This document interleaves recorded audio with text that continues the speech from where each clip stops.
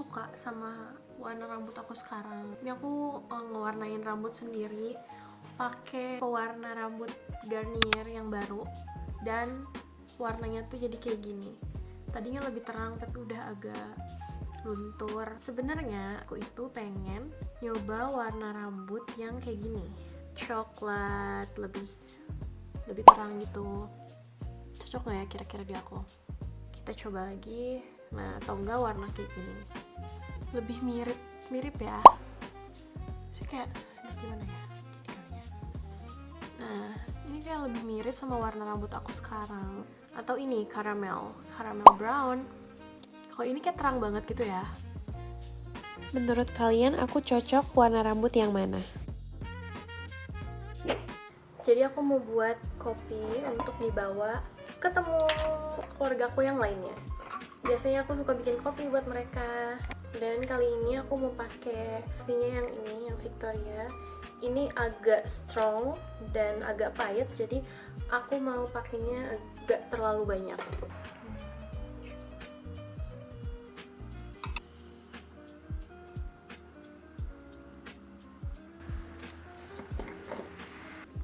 Ini dia, kopinya sudah jadi.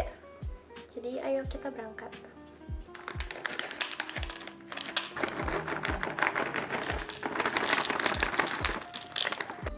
Dia gak mau makan.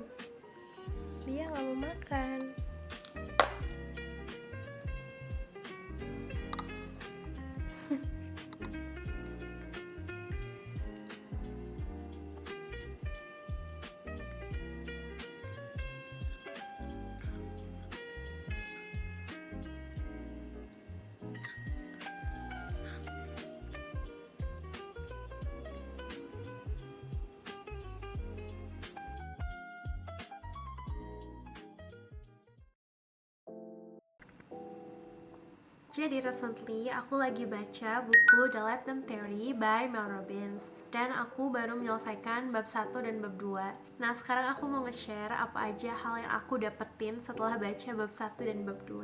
Untuk konsep pertama di buku itu sebenarnya cukup simple, which is let them.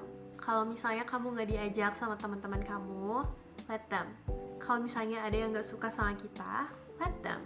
Kalau misalnya ada orang yang meragukan kemampuan kita, let them.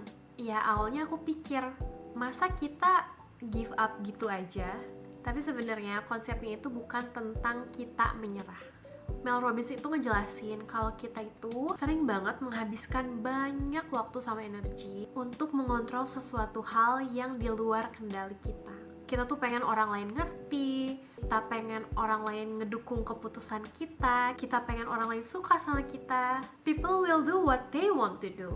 Dan semakin kita berusaha untuk mengubah pikiran mereka dan pilihan mereka, biasanya yang capek itu kita. Jadi yang bisa kita kontrol itu bukan keputusan mereka, tapi gimana kita ngerespon terhadap keputusan mereka.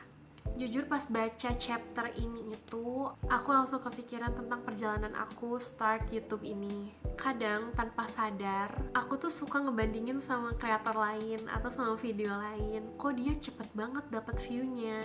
Kok subscribers dia cepet banget naiknya? Kok punya aku enggak? Kok videoku stuck? Bla bla bla bla, banyak pikiran di kepala aku. Terus aku sadar, ya aku nggak bisa ngontrol algoritma. Aku juga nggak bisa ngontrol orang lain untuk ngeklik video aku, dan aku juga nggak bisa maksa orang lain untuk suka sama video aku. And it's okay. Sekali lagi, let them. Terus kita masuk ke chapter 2. Ketika kita punya mindset let them, itu tuh nggak berhenti di situ. Setelah ada let them, itu ada let me. Kalau let them itu berarti ngebiarin orang lain untuk milih jalan mereka, dan let me berarti sekarang giliran kita memilih jalan kita sendiri. Kalau misalnya ada orang yang gak percaya sama mimpi kita, let them. Tapi let me terus bekerja untuk menggapai mimpi tersebut. Terus kalau ada orang lain yang milih pergi, let them.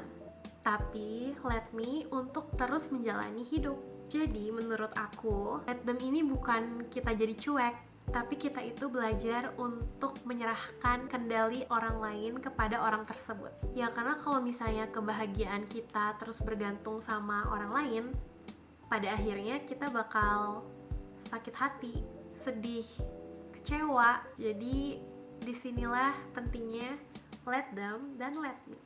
Ya di sini aku jadi sadar ketika aku mulai punya pikiran, kenapa ya orang lain itu kok kayak gitu, kenapa mereka gini, kenapa mereka gitu. Padahal sebenarnya yang lebih penting adalah ketika mereka kayak gitu, aku harus ngapain ya? Ketika mereka nggak suka sama aku bakal tetap menghargai dan suka sama diri sendiri. Ketika mereka ngomongin aku bakal tetap percaya diri dan tetap melakukan yang terbaik yang bisa aku lakuin. Jadi menurut aku konsep ini nggak cuma tentang orang, tapi sama tentang karir, tentang relationship, tentang mimpi juga. Misalnya sekarang aku lagi ngebangun YouTube lagi, aku nggak tahu video ini itu bakal ditonton berapa orang. Mungkin akan ditonton cuma 10 orang, atau 100 orang, atau 1000 orang. I don't know. Tapi yang bisa aku lakuin adalah aku bakal terus upload video, dan aku juga bakal mengembangkan diri aku dalam segala aspek supaya aku bisa improve di diri aku sendiri, dan aku berharap perjalanan ini tuh bisa menginspirasi orang-orang yang nonton.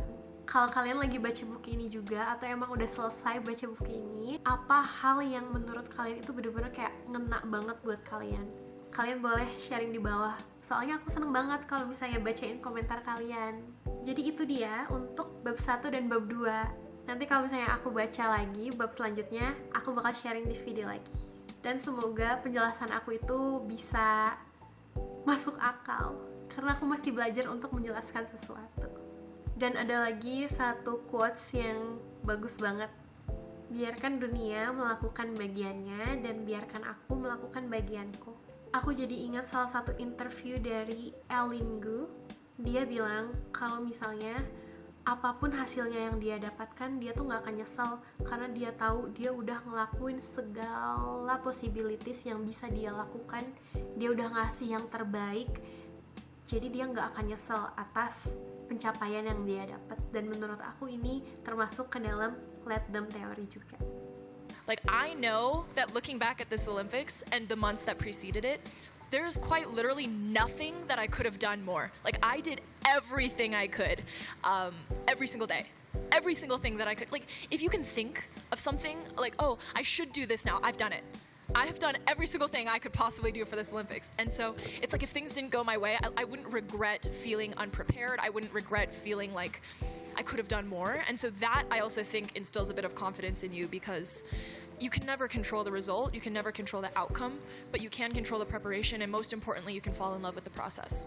Dan untuk orang yang nonton sampai sepanjang ini, I hope you can win in this life too, karena aku seneng banget ketika orang lain tuh bisa terus berprogres dan terus fighting for their dream life. For the rest of the night, aku brainstorming lagi tentang ide video di YouTube dan konsep channel aku nantinya akan seperti apa. Aku juga mulai nge-list beberapa hal yang pengen aku achieve di bulan Agustus ini. Hal ini ngebuat aku lebih fokus dan lebih tahu apa yang aku bakal lakuin untuk 1, 2, 3 minggu ke depan. Contohnya, tiap harinya aku itu buat target untuk upload 1 video di YouTube dan 2 video short. Dan aku harus bisa untuk achieve goals tersebut. Jadi dilema aku sekarang adalah I'm still trying to figure it out what kind of content that I want to be focused on, atau channel ini tuh mau dibawa kemana. Jadi aku masih do a research on that thing. Cuman untuk hal yang udah aku tahu adalah aku mau sharing tentang perjalanan aku dari sekarang sampai nanti gak tahu 3 tahun ke depan kayak gimana. And it will be really interesting, karena ketika 3 tahun dari sekarang aku bakal bisa ngelihat balik lagi ke video ini dimana aku tuh ngerintis lagi. Dan I hope all of us can win in this life, be successful. Jadi semoga video aku juga dapat menginspirasi juga, atau ketika kalian nonton video aku ada beberapa informasi, atau ketika kalian nonton video aku ada beberapa informasi yang emang bisa ngebantu kalian juga. I hope like that. So this is the story for today. I hope you enjoyed it and we'll see you tomorrow.